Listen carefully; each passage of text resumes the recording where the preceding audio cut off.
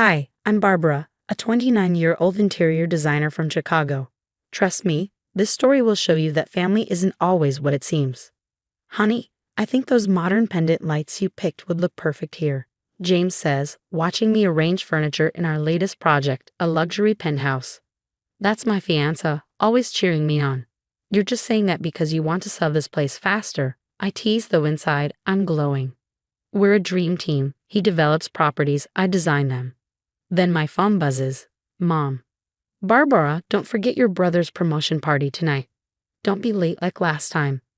I had a client meeting, Mom. Some of us actually work for what we achieve.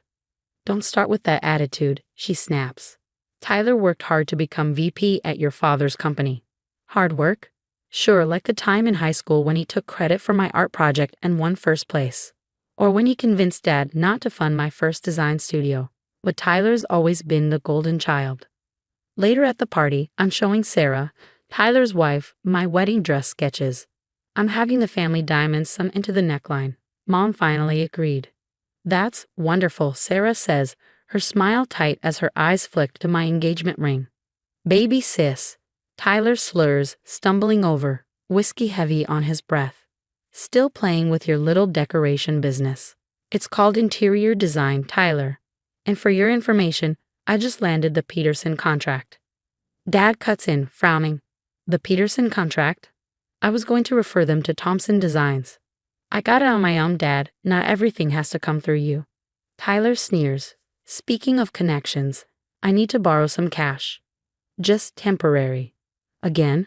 Sarah hisses, gripping her drink. We talked about this. Later, I catch Tyler on the phone in the garden. I'll get your money. Just give me more time. Back at the bar, James slides up beside me. Your mom's asking about wedding plans. She seems intense. Wait till you see the dress. Vintage Vera Wang, modernized with the family diamonds. Mom nearly fainted when I suggested it. I laugh. James chuckles. As long as you're happy, though your brother seemed very interested in those diamonds. Tyler's always interested in anything valuable that isn't his, I say, watching him across the room. Charming investors while Sarah clutches her drink alone. That's my family, picture perfect on the outside, rotting on the inside. But soon, I'll have my own family with James, my own life. If only I'd known what was coming. The morning of my wedding week, the estate was buzzing with family and guests. It should have been exciting. Instead, I woke to my worst nightmare. No, my scream echoed down the hall. There it was, my wedding dress. Shredded. Drenched in what looked like red wine. The family diamonds. Gone. What's going on? Mom rushed in, still in her robe. She froze, her gasp sharp and calculating. Barbara, what have you done? What have I done? This is my wedding dress. Why would I destroy it? She crossed her arms. The insurance policy you insisted on last week. That was your idea. You said I needed coverage for the diamonds. James burst into the room, followed by Tyler and Sarah. Babe, what happened? Someone destroyed my dress and stole the diamonds. I checked the security footage, Tyler announced. It's gone. Strange timing, huh, sis? What are you implying? I demanded. Tyler smirked, pulling out his phone. You've been researching insurance fraud. He held up screenshots of my supposed browser history. That's impossible. I didn't. And then there's this. He hit play on a recording. My own voice echoed in the room. The diamonds alone are worth enough to start over. It was from a conversation with Madison about starting my own firm. I protested, blaring at Tyler. Completely out of context. James stepped back, his face clouded with doubt. Barbara, just tell me the truth. You can't seriously believe this, I snapped. I'm being set up. Dad stormed into the room, his voice thunderous. The police are on their way. This is criminal, Barbara. I stared at him in disbelief. You called the police on me? Alina, our housekeeper, hovered by the door, wringing her hands. Miss Barbara was in her room all night. I brought her tea at midnight. Stay out of this, Elena, Mom snapped, her tone icy. Shaking, held Madison. They're all against me, I sobbed. Even James is believing them. Girl, something's not right, Madison replied sharply. Tyler was acting weird at the rehearsal dinner. Stay put, I'm coming. The police arrived soon after, taking statements as I sat helplessly. The detective gave me a skeptical look.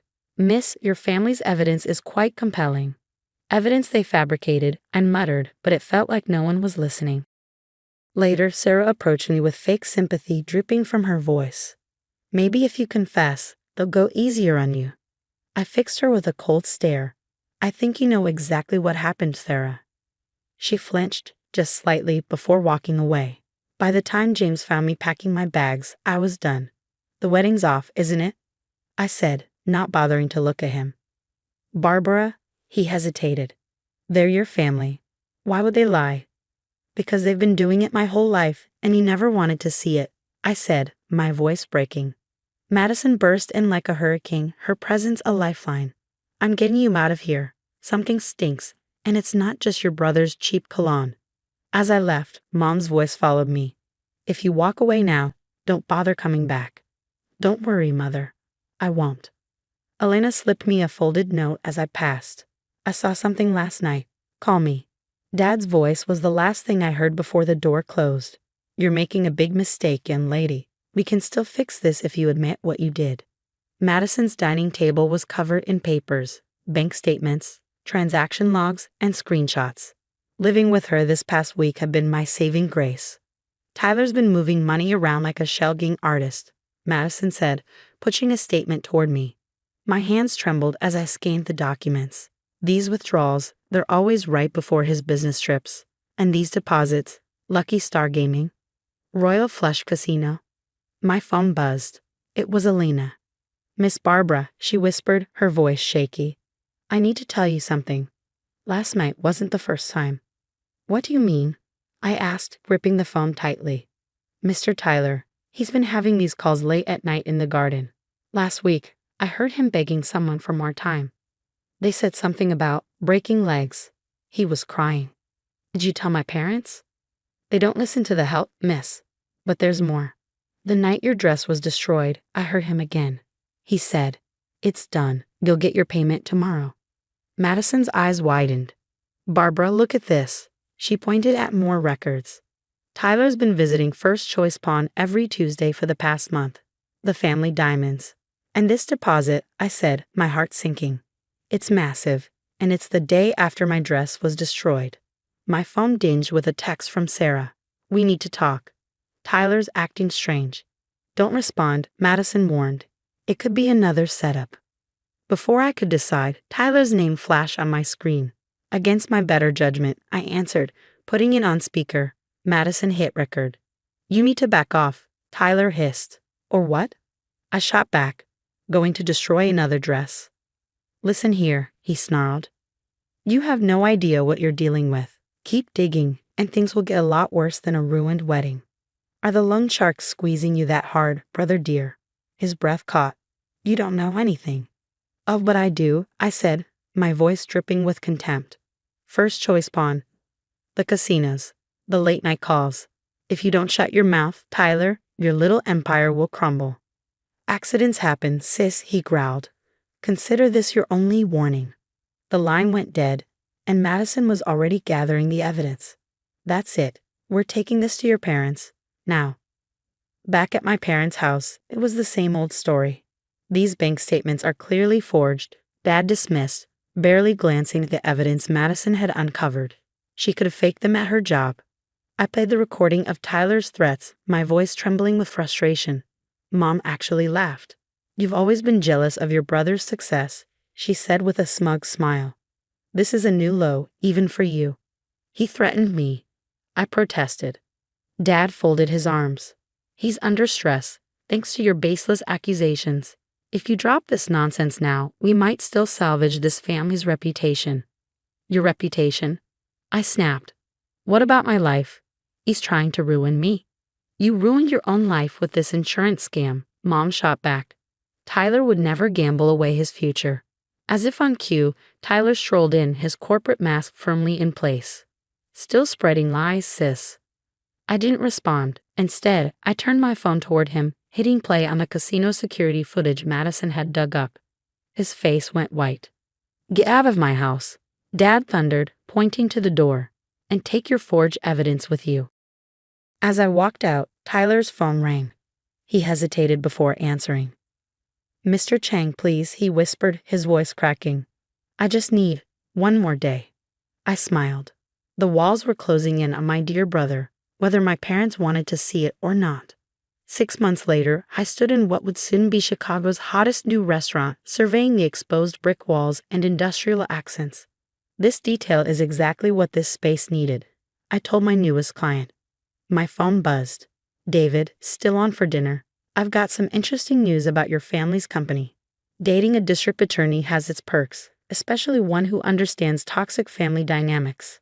Madison's matchmaking skills, as always, were spot on. 3 guys in leather jackets showed up at your dad's office today, David told me over dinner. Security had to escort them out. They were shouting about Tyler's debts. The next morning, the Chicago Tribune headline read, Harrison family business under investigation for massive fraud. Madison's bank had uncovered years of embezzlement. Later that day, Elena called. Miss Barbara, remember the backup system Mr. Harrison had installed last year? I saved all the footage. The police have Tyler on camera destroying your dress. My phone rang again. Mom, decline. Then Dad, decline. A text from Tyler. Please, I need help. They're going to arrest me. By evening, every channel was covering the story.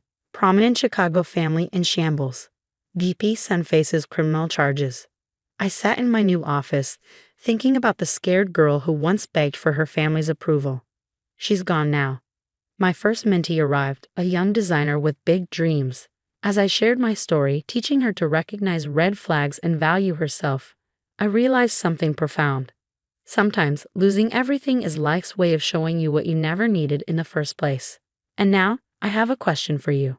What would you do if your entire family united against you and the person you were about to marry started doubting you? Would you fight to prove your innocence like I did? Or would you walk away and start fresh without looking back? Let me know in the comments below. Your support means everything to this channel.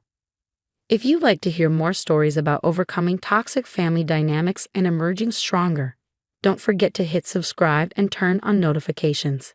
I read every comment and can't wait to hear your thoughts. Where do you draw the line between forgiveness and self-preservation? Would you give your parents a second chance after everything fell apart? Let's talk about it.